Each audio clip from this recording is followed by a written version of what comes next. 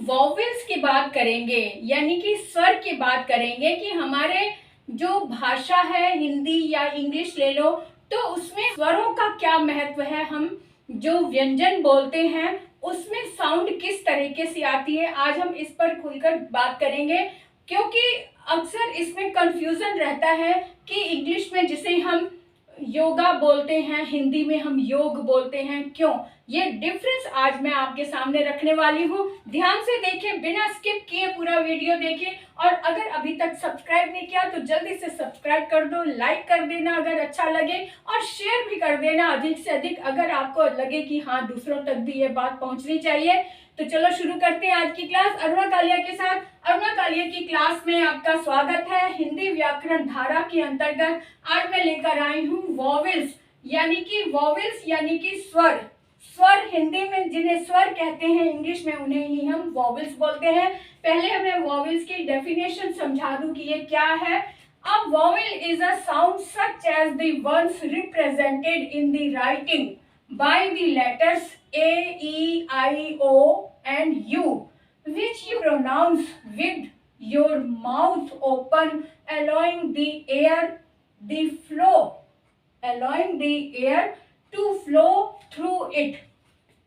ये वही स्वर है जिसे हम बोलने के लिए साउंड को, यानी कि जो साउंड हम गले में से बाहर निकालते हैं उसको राइटिंग में हम ए ई आई ओ यू बोलते हैं, और इनको प्रोनाउंस करने के लिए हम जो है अपने माउथ को ओपन करते हैं और अंदर से हवा को, आवाज के साथ हवा को बाहर थ्रो करते हैं। और थ्रो करते समय जो वॉइस निकलती है, जो आवाज निकलती है गले के अंदर से, बिना मुंह के किसी भी भाग को टच किए बिना, जब गले में से आवाज, हवा बाहर को थ्रो होती है, बाहर को निकलती है, उस समय जो ये स्वर निकलते हैं वो ए ई आई ओ यू होते हैं, जिनका प्रयोग हम कॉन्सोनेंट्स यानी कि व्यंजन में करते हैं। व्यंजन की अपनी कोई साउंड नहीं होती है, व्यंजन में हम स्वर का मेल करके, यानी कि व्यंजन में हम स्वर मिलाकर जब बोलते हैं तभी उसकी साउंड, उसकी आवाज बाहर निकलती है। जैसे कि हम क बोलें, के की साउंड क होती है ना, के की साउंड क होती है, लेकिन इसके साथ में हम अ, जब तक हम गले में से आवाज जो अ की साउंड आ रही है वो ना मिलाएंगे तो क्योंकि क तालु में से, तालु को छूकर निकलती है, और इसके अंदर जब तक हम कंठ से आवाज अ की साउंड नहीं मिलाएंगे तो क नहीं बोल पाएंगे, क गले में ही अटक जाएगा, जैसे क निकल नहीं पाएगा, क में स्वर मिलाना पड़ता है।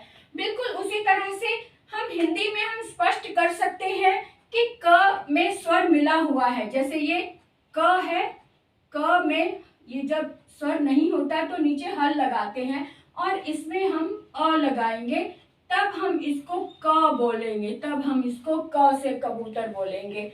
अगर हमने इसमें अ नहीं मिलाया तो इस क को हम मुख के अंदर से आवाज को बाहर ही नहीं निकाल पाएंगे। बिल्कुल यही तरीका इंग्लिश के वॉवेल्स का है। इंग्लिश के वॉवेल्स यानी हिंदी के स्वर 11 होते हैं, और हिंदी और इंग्लिश के जो वॉवेल्स हैं वो 5 होते हैं, ए ई आई ओ यू। और हिंदी में अ, आ, ई, उ, री, ए, आई, ओ, औ मिलाकर 11 स्वर होते हैं। अब आते हैं कि इसमें कंफ्यूजन कहाँ होता है। आप ये बात ध्यान से देखें कि कंफ्यूजन क्यों होता है और कहाँ होता है। अब यहाँ देखो, हिंदी में अशोक लिखा है, उसका वर्ण विच्छेद करके मैं बताती हूँ कि इसमें कौन कौन से अक्षर मिले हुए हैं, और इसको जब हम जोड़ते हैं तो अशोक की आवाज क्यों निकलती है। अब यहाँ अशोक लिखा है, अशोक का वर्ण विच्छेद किया तो इसमें हमने देखा कि एक तो अ तो अलग है ही क्योंकि ये स्वर है। अब यहाँ शो जो है, श में ओ स्वर मिला हुआ है, तो श को जब हमने अलग किया तो इसमें ये जो हल लगता है इसका मतलब है कि इसमें स्वर नहीं है। तो श प्लस ओ, फिर उसके बाद क है, तो क में अ मिला हुआ है, क प्लस अ। अब इनको जोड़ेंगे तो अ, शो, श में ओ की मात्रा मिल गई और क में ये अ मिल गया, तो क। हिंदी में जब हम व्यंजन लिखते हैं तो अलग से स्वर नहीं लिखने पड़ते, क्योंकि हम इस तरीके से उसमें पहले से ही मिक्स करके बाहर आवाज निकालते हैं। यानी इस क में ऑलरेडी मिला हुआ है, तभी हम क बोल पा रहे हैं, क्योंकि इसमें स्वर ये लगा हुआ है। अब बिल्कुल इसी तरीके से अगर हम इंग्लिश में लिखते हैं अशोक, तब उसको भी वर्ण विच्छेद करके देख लेते हैं। एस एच से श बना, ओ प्लस क प्लस ए, है ना। तो इसको जोड़ा तो क्या बना, अशोक।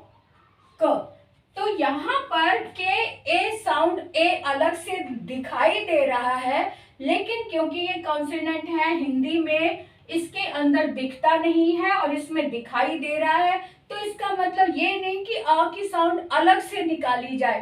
तो हम लोग क्या बोलते हैं, इसको अशोक का बोल देते हैं, जबकि ये भी अशोक ही है। जिस तरह से हिंदी में अशोक है, हिंदी का ही नाम इंग्लिश में लिखा गया है। इंग्लिश में जब लिखा जाता है तो लास्ट में अ की साउंड या ई की साउंड या आई की साउंड आती है, क्योंकि उसमें वोवेल इस तरह का लगा हुआ होता है ना। तो अगर ए लगा है तो हम अलग से आ की साउंड क्यों निकाल रहे हैं, इस बात पर जरा गौर करें कि ये भी अशोक है और ये इंग्लिश की स्पेलिंग के साथ अशोक है। ये भी अशोक, ये भी अशोक, इसको अशोका ना बोले, बस यही कहना है। जैसे कि योग हम बोलते हैं, तो योग की स्पेलिंग क्या होती है, YOG। अब जी अगर लिखे खाली, तो जी जो है अपने आप में कंप्लीट नहीं है, इसको साउंड गले से बाहर निकालने के लिए ए भी लगाया जाता है। लेकिन हिंदी में हम अलग से नहीं बोलते, क्योंकि ये योग ग में अलग से मिला हुआ है। बिल्कुल उसी तरह से य के का अलग हम अलग वर्ण विच्छेद करें, तब क्या होगा, य प्लस ओ, फिर ग प्लस अ। बिल्कुल इसी तरह से इंग्लिश में होता है, य में ओ मिल गया तो यो, और ग में अ मिल गया तो ग। अब यहाँ पे योग में क्या है, Y plus O, G plus A, तो इसको हम योगा क्यों बोल रहे हैं, ये भी योग है, ये भी योग है।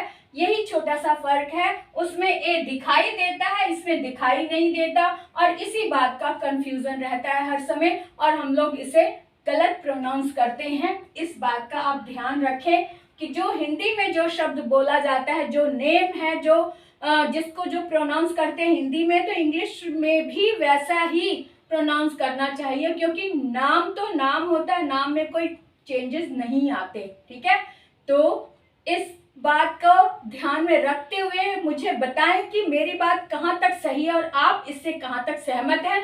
कमेंट बॉक्स में इस बारे में जरूर मुझे बताएं कि मैंने जो बात कही है, क्या आप उससे सहमत हैं। तो सहमत हैं तो लाइक करके जय श्री राम जरूर बोल दें।